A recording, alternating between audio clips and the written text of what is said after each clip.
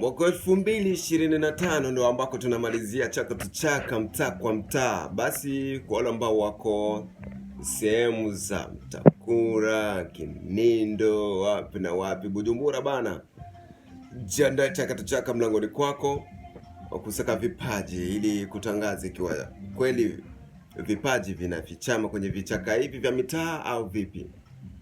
Wengi wanasema kwamba vichaka vingi ndo ambako kuna fichama vipaji ambavyo vinaweza vikatambulisha Burundi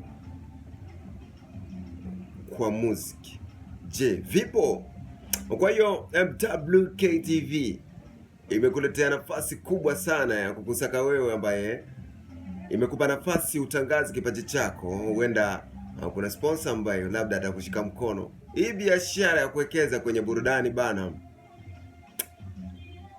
watu wanasema kwamba ni duni. Sasa sijui kama yuko duni kwa nini, sielewi.